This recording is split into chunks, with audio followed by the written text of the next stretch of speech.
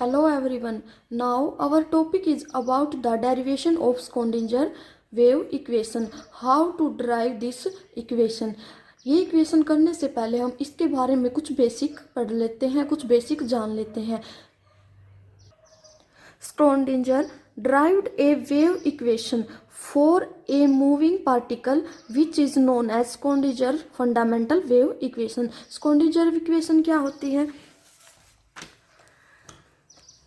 करली square psi by curly x square plus curly square psi by curly y square plus curly square psi by curly z square plus a 8 pi square m by h square into E minus का V psi equal है 0. Hair यहाँ पर M क्या है? M है mass of electron और E क्या है? Total energy of the system और V क्या है हमारी? Potential energy of the system. और हमारा यहाँ पर H क्या है? Planck constant.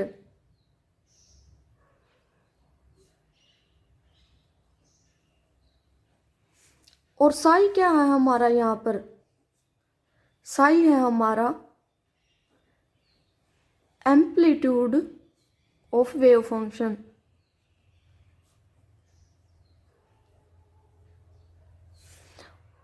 और एक्स वाई जेड ये क्या है हमारी? ये है हमारे कार्टेशियन कोऑर्डिनेट.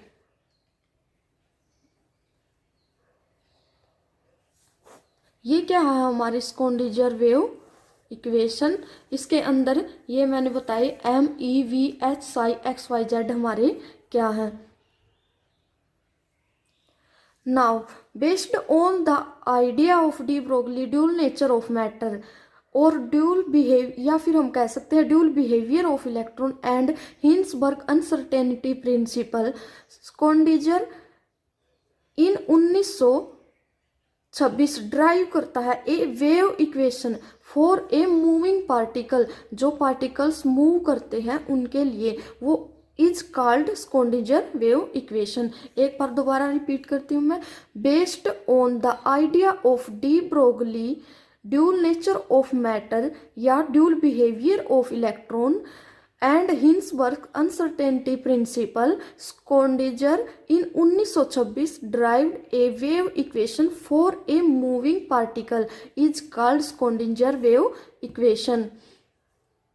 अब हम थोड़ा थोड़ा एक बार थ्योरीज के बारे में पढ़ लेते हैं. जैसे डी ब्रोगली थ्योरी क्या कहती है और हिंसबर्ग ने क्या बताया था. डी ब्रोगली थ्योरी कहती है कि कोई भी पार्टिकल होता है जैसे इलेक्ट्रॉन, प्रोटॉन, न्यूट्रॉन, ये सब ड्यूल नेचर शो करते हैं. जैसे कोई भी इलेक्ट्रॉन है, पार्टिकल्स, ये क्या करते हैं? ड्यूल नेचर शो करते हैं. डी ब्रोगली ने कहा कि कोई भी स्मॉल पार्टिकल्स जो है वो एक पार्टिकल की तरह ही बिहेव करता है और एज वेल एज वो किसकी तरह भी बिहेव करेगा? वेव की तरह भी बिहेव करता है. लेकिन ये तो बात किसने कही थी? डी ब्रोगली थ्योरी ने कही थी. फिर हिंसबर्ग अनसर्टेनिटी प्रिंसिपल आया, उसने हिंसबर्ग ने बताया कि कोई भी स्मॉल पार्टिकल्स जैसे ये हमारा न्यूक्लियस है, इसके अराउंड ऑर्बिटल्स हैं और ऑर्बिटल्स के अंदर क्या प्रेजेंट है? हमारे इलेक्ट्रॉन्स प्रेजेंट हैं. तो ऑर्बिटल्स में जो इलेक्ट्रॉन प्रेजेंट होते हैं, न्यूक्लियस ने कहा कि उसके चारों ओर जो इलेक्ट्रॉन्स प्रेजेंट है ऑर्बिटल्स के अंदर, न्यूक्लियस के चारों ओर, हम उनकी फिक्स पोजीशन नहीं बता सकते. मतलब हम उनकी एग्जैक्ट पोजीशन की ये यहाँ पर है, ये यहाँ पर है, हम उनकी फिक्स पोजीशन को नहीं बता सकते.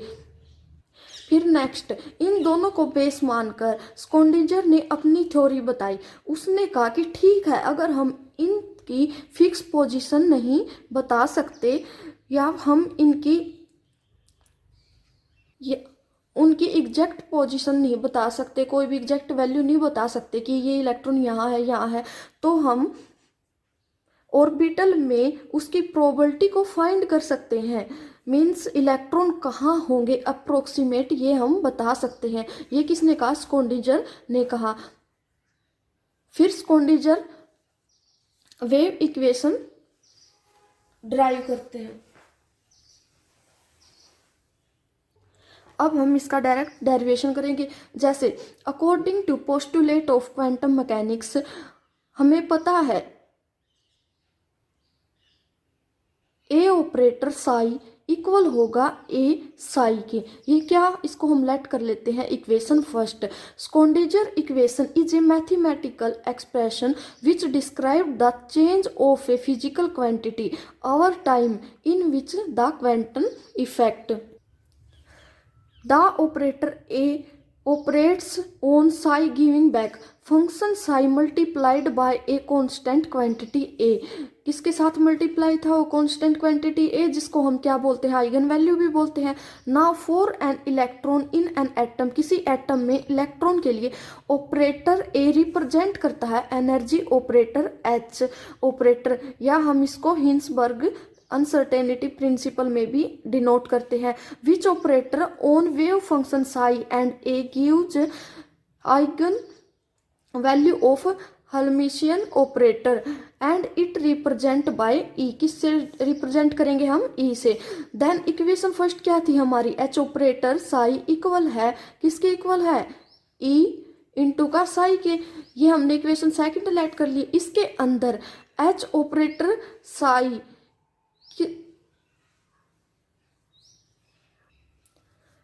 एच ऑपरेटर साई किसके इक्वल है? काइनेटिक एनर्जी प्लस का पोटेंशियल एनर्जी, क्योंकि हमने ऊपर पढ़ा इसको, हमने एच ऑपरेटर को क्या माना है? Total energy. तो टोटल एनर्जी किसके इक्वल होती है? Kinetic energy plus potential energy. और हमारी काइनेटिक एनर्जी किसके इक्वल होती है? हाफ एम वी स्क्वायर के। और हमने पीछे ड्राइव किया था काइनेटिक एनर्जी किसके इक्वल है? हाफ एम वी स्क्वायर के। अगर हम ऊपर भी m से मल्टीप्लाई करें और नीचे डिवाइड करें m से, तो क्या आएगा? 2m into m square v square. हमें पता है पोटेंशियल एनर्जी p हमारा किसके इक्वल होता है? मोमेंटम किसके इक्वल होता है? एम वी के मास इंटू वेलोसिटी। तो हम यहाँ पर क्या राइट कर सकते हैं? p square divide by 2m। ये हमने लास्ट वीडियो में किया था। तो एच ऑपरेटर किसके इक्वल हो जाएगा? P square by 2m। और पोटेंशियल एनर्जी प्लस में है तो क्या आ जाएगी? v आ जाएगी। ये हमारी कौन सी इक्वेशन हो जाएगी? फोर्थ इक्वेशन, क्योंकि ये हमने थर्ड लेट कर ली थी। Now by second postulate, quantum mechanics का सेकंड पोस्टुलेट है, उसके according operator for linear momentum is p। p किसके इक्वल है ऑपरेटर में? p इक्वल है h बाई 2 पाई आयोटा करली बाई करली x प्लस करली बाई करली y प्लस करली बाई करली z। तो नेक्स्ट क्या करेंगे हम? स्क्वेयरिंग करेंगे बोथ साइड स्क्वेयरिंग करेंगे तो क्या हो जाएगा? पी स्क्वेयर इक्वल हो जाएगा H square divide by 4 pi square iota square.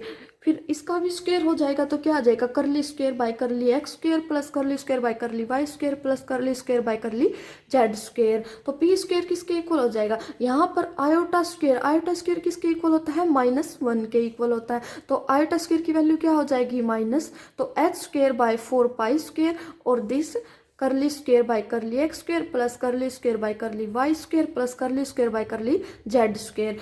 Now operator for potential energy is 3 dimension. अगर ऑपरेटर ये किसके लिए? पोटेंशियल एनर्जी में भी क्या हमने पहले क्या लिया था? 1 डायमेंशन में लिया था। अब हम पोटेंशियल एनर्जी को 3 डायमेंशन में लेंगे तो v के अंदर क्या आ जाएगा?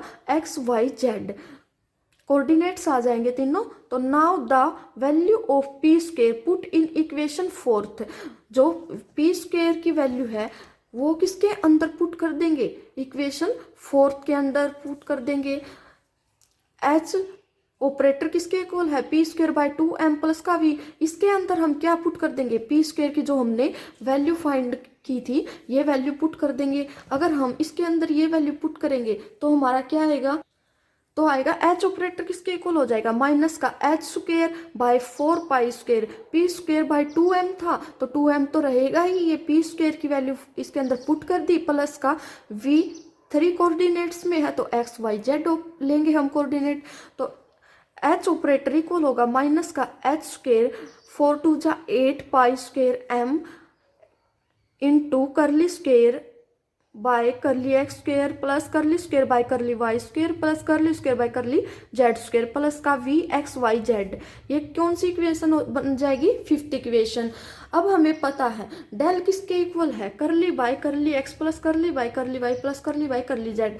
ये क्या होती है, हमारी लैपलेस इक्वेशन होती है। तो हम इसके अंदर ये पुट कर सकते हैं, तो यहाँ पर क्या आ जाएगा, ये स्क्वायर है तो क्या हो जाएगा, डेल स्क्वायर हो जाएगा। The value of del put in equation fifth we get h operator equal है माइनस का h square by 8 pi square m del square plus का वी हो जाएगा। तो अब put the value of h operator in equation second, जो हमारी equation second के अंदर हम एच ऑपरेटर की वैल्यू पुट करें। इक्वेशन सेकंड क्या थी, एच ऑपरेटर साई इक्वल है ई इंटू साई। तो यहाँ पर हम एच ऑपरेटर की जो हमारी वैल्यू आई है वो हम पुट कर देंगे। वो पुट करने के बाद हमारी क्या आ जाएगी, इक्वेशन सिक्स आ जाएगी minus h square by 8 pi square m del square plus V into psi equal हो जाएगा ई साई की। ये क्या आ जाएगी, हमारी इक्वेशन सिक्स आ जाएगी। इन दिस इक्वेशन फाइंड करते हैं on left hand side Hermitian operator operating on wave function, और सेकंड राइट साइड में क्या है हमारी eigen value of Hermitian operator multiplied by wave function. जो ये क्या है, हमारी आइगन वैल्यू और किसके साथ मल्टीप्लाइड है, वेव फंक्शन के साथ मल्टीप्लाइड है। अब क्या करेंगे, हम इनको लेफ्ट साइड में ले आएंगे। लेफ्ट साइड में लेके आएंगे तो क्या हो जाएगा, h square by 8 pi square m del square psi plus का वी साई, इसको अंदर ले जाएंगे तो साई से मल्टीप्लाई हो जाएगी, कंफ्यूज नहीं होना है। इसको हम लेफ्ट साइड में लेके आएंगे तो क्या आ जाएगा, माइनस का ई साई इक्वल हो जाएगा 0 के। अब क्या करेंगे, हम इसको यहीं पर रहने देंगे और इन दोनों को वहाँ साइड में राइट साइड लेके जाएंगे। अब हम इनको राइट साइड में लेके जाएंगे, ये तो क्या हो जाएगा, पॉजिटिव हो जाएगा और ये क्या हो जाएगा, नेगेटिव हो जाएगा। अगर फिर इन दोनों के अंदर क्या है, साई कॉमन है तो मैंने डायरेक्ट ही लिख दिया है ई माइनस का वी इंटू का साई। फिर नेक्स्ट हमारी ये क्या आ जाएगी इक्वेशन, ये कैसे आई, हमारी लास्ट इक्वेशन क्या थी, ये थी लास्ट पेज पे h square by 8 pi square m del square psi equal है ई माइनस का वी साई। तो यहाँ से हम किसकी वैल्यू निकाल लेंगे, डेल स्क्वायर साई की। अगर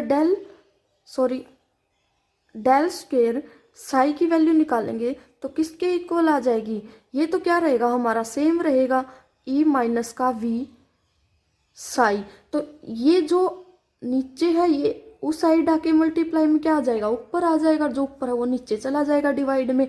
तो क्या आ जाएगा 8 पाई स्क्वायर एम डिवाइड में क्या आ जाएगा, एच स्क्वायर आ जाएगा।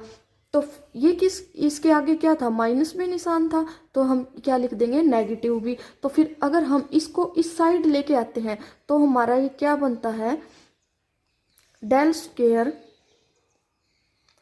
साई प्लस इस साइड लेके आएंगे तो हम 8 pi square M by H square E minus का V psi is equal to 0। हमारी ये इक्वेशन आ जाएगी और ये इक्वेशन हमारी क्या है, स्क्रोडिंजर वेव इक्वेशन। अगर आपको फिर भी कुछ समझ ना आया हो या कोई दिक्कत हो तो आप कमेंट बॉक्स में कमेंट करके पूछ सकते हैं। और अगर आपको इसके नोट्स चाहिए तो आप मेरे टेलीग्राम लिंक को ज्वाइन करें और वहाँ से मैं आपको इनकी PDF दे दूँगी। Thank you so much.